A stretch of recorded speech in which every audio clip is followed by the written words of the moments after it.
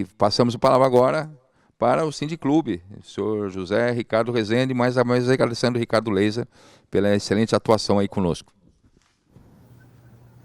Bom dia, Maurício. Vocês estão me ouvindo bem, em primeiro lugar? Muito bem, muito bem.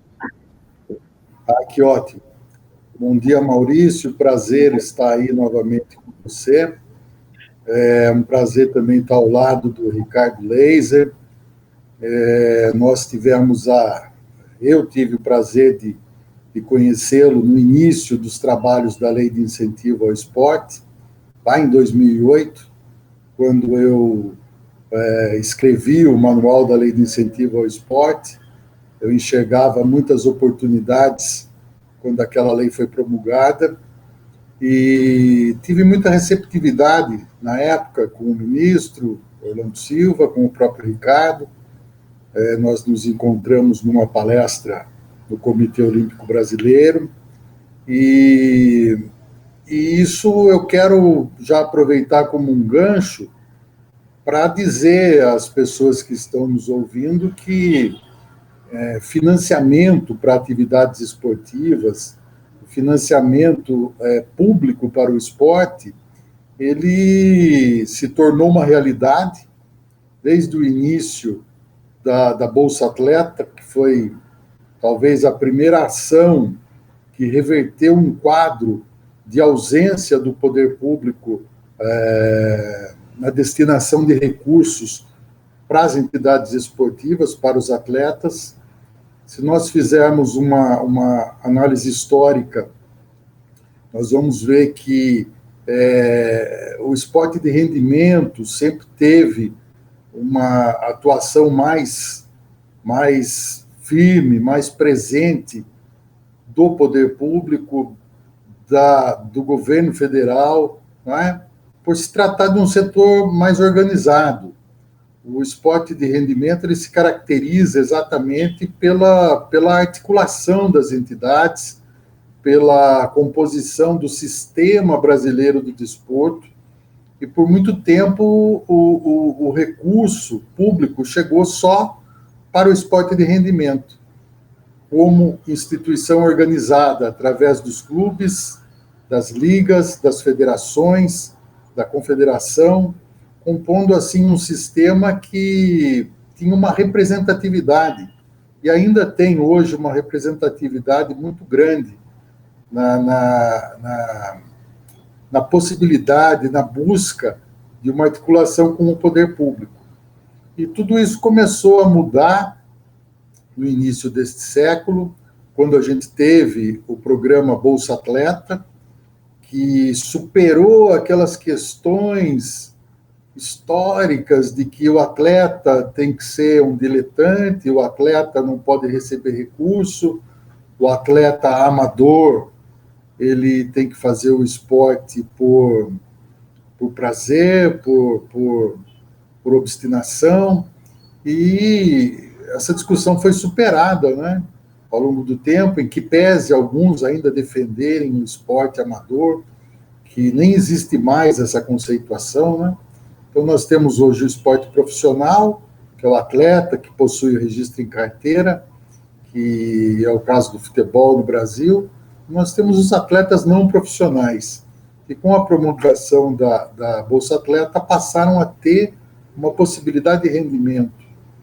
Porque se nós tivermos essa visão de que o atleta não profissional ele não possa ter renda, ele não possa receber recursos, e isso foi algo disseminado pelo Comitê Olímpico Internacional, trazendo aquele conceito do Barão de Coubertin, o fundador do Comitê Olímpico Internacional, isso foi superado, e os atletas passaram a poder ter uma renda.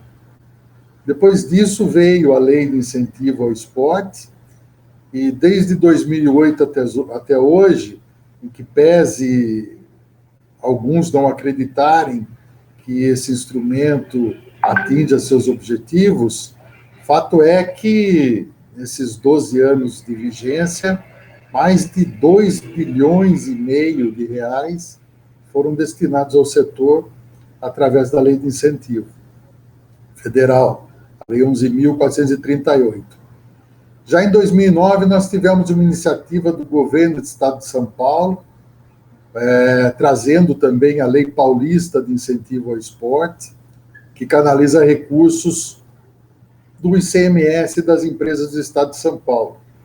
Nós sabemos que o Rio de Janeiro também tem a sua lei de incentivo ao esporte, Minas tem uma lei que, se não me engano, ela recupera créditos também em benefício do esporte. Mais recentemente, o Comitê Olímpico, a Confederação Brasileira de Clubes, a CBC, passou a ter uma possibilidade de captação de parcela da renda das loterias, e também passou a destinar isso aos clubes filiados da CBC, que também tem possibilidade de executar projetos com esse tipo de financiamento, que na sua origem também é de recurso público, não é? E desde 2014, com o marco regulatório, a Lei 13.019 de 2014, o marco regulatório das organizações da sociedade civil, nós temos a possibilidade tanto de municípios, estados e o próprio governo federal abrir editais de regime de colaboração, regime de parceria com as entidades desportivas. Então, os recursos públicos para o esporte, eles existem. Some-se a isso aos recursos vindo também das prefeituras, da fonte municipal, e tudo isso estava funcionando, de certa forma, funcionando bem, os recursos sendo canalizados, os projetos sendo executados, as entidades que alcançam os resultados, elas tendem a se manter dentro desse processo. E tudo isso foi interrompido abruptamente, não só no Brasil, como no mundo inteiro, com o impacto dessa pandemia. E o desafio agora, eu entendo, é que nós temos que enfrentar esse desafio de como utilizar esses recursos a partir de agora dentro desse novo cenário. E eu vou abrir agora para o Maurício, acho que ele quer me fazer uma pergunta, que o desafio que nós temos é esse.